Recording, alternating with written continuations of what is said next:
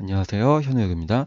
이번 영상은 저번 영상에 이어서 2020 상경계열을 같이 풀 거예요. 우리 상경계열의 가장 큰 문제가 뭐예요? 1번, 2번 나뉘는데 여기가 뭐예요? 대놓고 수리 문제입니다. 우리가 수리 문제랑 도표 문제는 다른 거예요. 도표는 여러분들이 해석을 하는 거죠. 근데 수리는 여러분들이 그냥 수학이에요. 수리, 수능 수학 능력을 보겠다는 얘기예요. 그렇기 때문에 제가 말하는데 이거 못 풀 거면 지원하지 마세요. 자, 저랑 한번 같이 볼게요. 2번 제가 1번만 같이 풀어드릴 거고 2번만 볼 거예요. 이거는 모범이고 자, 2번 뭐죠? 자, 다 뭐 부르면은 뭐 정사면체 보고 확률 나오죠. 확률에서 확률 구하고 그다음에 뭐 어렵진 않아요. 확통 안에서. 근데 작년 문제인가? 2019 사회 2번에서 이제 원의 방정식 문제가 나왔죠. 그런 식으로 뭐가 나올지는 몰라요. 그래서 이 문제 한번 보시고 이 문제 한번 보시고 이거 풀 수 있겠다 싶으면 그때 한양대 사회를 쓸지 말지를 생각해 보세요. 아시겠죠? 그리고 뭐가 나올지 모르니까 이걸 최소 기준이라고 생각하세요. 이 이상의 문제가 나와도 풀 수 있겠다. 근데 문제가 뭐죠? 우리 이 시험이 객관식이 아니죠. 주관식 시험이에요. 그래서 이 과정조차 맞아야 되고 그래서 확실하게 답을 낼 수 있어야 돼. 찍을 수가 없다는 얘기예요. 그렇기 때문에 좀 신중하게 생각하세요. 아시겠죠? 자, 그래서 우리는 1번을 한번 볼게요. 자, 1번 600점 50점 2번 50점이죠. 시간은 여전히 90분입니다. 45분 안에 문제 1번을 우리가 최소 45분이죠. 풀어야겠죠. 자, 볼게요. 자료 1, 2가 X정부 Y정책에 도입하게 될 고려하게 된 배경을 보여주는 자료이다. 그리고 AD는 Y정책 도입에 찬성하거나 반대하는 근거로 사용될 수 있는 자료들이다. 이 자료들을 토대로 뭐예요? 중요한 게 Y정책이 무엇인지 추정하고 끊고 AD 중 필요한 자료를 활용하여 Y정책의 도입에 대한 자신의 견해를 밝히시오. 자, 볼게요. 첫 번째 뭐예요? Y정책 추정. 추론이라고 할 수 있겠죠. 두 번째 뭐예요? 도입에 대한 자신의 견해가 나와야겠죠. 자, 추정 뭐예요? 추정. 자, 항상 말해요. 설명형이에요. 설명형. 대신 자기 견해가 주관이 조금 들어가겠죠. 왜죠? 이유에서 근거는 뭐 근거 나와 있으니까 이 도표 자료를 해석한 여러분들의 의견. 그래서 주관이 들어간 설명형이란 얘기예요. 몇 자? 250자. 변하지 않아요. 주장, 이유, 근거, 상술. 그렇죠. 자, 그 다음에 다 자신의 견해를 얘기해야겠죠. 이거 대안제시 아니죠. 순수 자기 견해 어떻게 쓴다고요? 서, 본, 결이에요. 그쵸? 근데 지금 600자밖에 안 돼. 앞에 이것도 쓰고 이것도 써야 돼. 근데 지금 이 상황에서 볼게요. 서론, 결론 쓸 수 있어요? 없어요. 본론만 쓸 거예요. 본론 어떻게 쓴다고? 주장, 예반, 재반을 구조로 우리가 쓸 겁니다. 그쵸? 자, 이거는 여러분들이 말한 적 있을 텐데 이렇게 보고 우리가 문단 구조를 한번 짜볼게요. 자, 첫 번째 문단 뭐 써야 돼요? 첫 번째 문단 정책 추정하랬죠. 추정하려면 어떻게 해야 돼요? 추정에 대한 명확한 답을 내려줘야겠죠. 한번 같이 보면은 자, 주의근상을 쓰는데 제가 좀 이따 지금 답안 같이 볼 텐데 주의근상 써도 되고 또한 Y2와 Y1을 종합해서 써야 되죠. 그래서 이번엔 이런 주의근상 쓰세요. 쓰는데 이 방법 한번 생각해 볼게요. 자, 우리가 자료 1을 정리를 하고 요약한다는 얘기예요. 자료 2를 정리, 요약을 해서 뭐예요? 그래서 이게 Y 정책에 대해서 뭔지 설명을 해야겠죠. 그래서 주의근상 구조로 써도 되는데 제가 두 번째에서는 아마 그게 한양대 제가 같이 볼 건데 한양대 문제에 그거를 좀 따왔어요. 예시다 학교에서 답안한 걸 좀 섞어서 이런 것도 보여주기 위해서 쌓았으니까 이런 식으로 일단 자료 1을 요약하고 자료 2에 대해서 그러니까 해석을 하고 그걸 바탕으로 설명을 하면서 Y정책이 뭔지에 대해서 얘기를 해주란 얘기예요. 아시겠죠? 자, 두 번째 뭐예요? 자기 견해. 근데 600자밖에 없다고. 이미 여기서도 한 200자 써있는데 400자밖에 안 남았어요. 그럼에도 불구하고 원칙은 절대 흔들리지 않아요. 자, 자신 견해 쓸 때 주장, 예반, 재반 씁니다. 어떻게? 분량이 적으니까 주장, 이거는 주의근상이 달라요. 그 얘기 아니에요. 주장, 이유, 근거, 상술 써서 주장 쓰고 세 번째 문단에서 뭐 써요? 세 번째 문단에서 예반과 재반을 같이 쓸 거예요. 왜? 분량 구조가 없으니까. 근데 제가 뭐라 그랬어요? 예반, 주장, 이유, 근거 세 문장만 쓰라 했죠. 짧게. 왜? 상술. 상대방의 의견이 너무 강하면 안 되겠죠. 여기는 주장, 이유, 근거, 상술. 이러면은 이게 한 600자 나오는데 제가 최대한 줄이고 붙일 거예요. 문단 구분 안 하고. 그래서 이 구조에 최대한 400자까지의 안에 나오게 할 건데 좀 넘어도 되죠, 한양대. 그리고 좀 넘는 거 감점 안 됩니다. 뭐 경희대 같이 100자 뭐 넘는다고 막 감점하고 그런 데 아닌 이상은 아시겠죠? 그래서 이렇게 나아가 볼 거예요. 자, 어떻게 쓰는지 저랑 한번 같이 볼게요. 그 그래프 해석은 여러분들이 하셔야 돼요. 아시겠죠? 그것까지는 하려면 시간이 너무 오래 걸려서 제가 쓴 답안을 한번 같이 볼게요. 자, 문제 1입니다. 여기서 뭐 한다고요? 우리가 Y 정책이 뭔지 추론해야 된다고요. 그쵸? 이거 제가 쓴 게 아니라 이 부분은 한양대 거를 제가 좀 변형시킨 거예요. 한양대 예시 답안을 여러분들이 어떻게 하는지 보여주려고. 만약에 나였으면은 그 문장 순서를 바꿨을 거예요. 한번 볼게요. 자, 자료 1을 통해서 뭐 쭉 나오죠. 자료 1을 해서 자료 1 해석을 해요. 그쵸? 두 문장 썼죠. 그다음 자료 2를 통해서 해석을 합니다. 한 문장 썼어요. 그 다음 뭐예요? 그래서 Y정책이 뭐냐? Y정책은 이러한 자료들을 통해 Y정책은 법정 연령을 높여 생산 가능 인구를 높이는 것이라고 추정할 수 있다. 보이죠? 이게 결국 결론이죠. 결론이란 게 주장. 저였으면은 이 첫 문장을 주장, 이유, 근거, 상술 썼을 때 얘를 갖고 왔고, 그 다음 이유 쓰고 자기 주장으로 근거를 자료 1과 2를 서술해주는 방식으로 썼을 것 같은데, 한양대에서 이런 식으로 발표를 하니까, 이것도 한번 참고해 보라고 제가 갖고 왔어요. 그렇죠? 자, 그 다음에 제가 여기까지가 뭐죠? 밑에 두 개가 자기견해의 본론에 해당되는 얘기죠.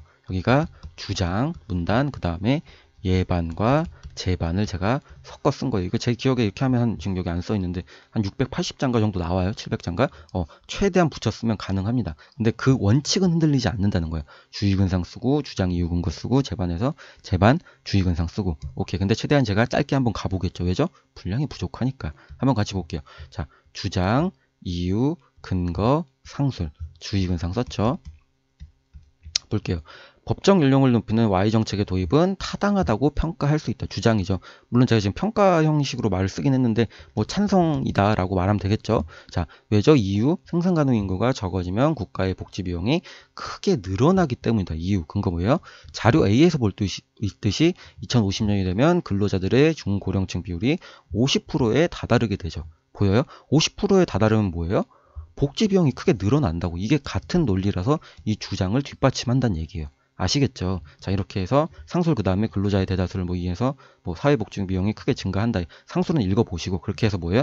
나의 제일 중요한 주장은 무조건 단독 단락이요. 아무리 분량이 부족해도 주장은 단독 단락으로 가는 거예요. 아시겠죠? 자, 그래서 주장 썼어. 그 다음에 예반이 나오고 제반이 나와야 돼요. 세 문장 쓴다. 그래서 예반에 주장, 이유, 근거. 그래서 예반 쓰고 그 다음 뭐예요? 제반 들어가야죠. 다시 제반이란 건 뭐예요? 네가 그렇게 반론할 줄 알았어. 근데 내가 다시 한번 그 논리를 깨뜨려 줄게 해서 다시 주장, 이유, 그 다음에 근거까지 맞나? 주장, 잠시만요.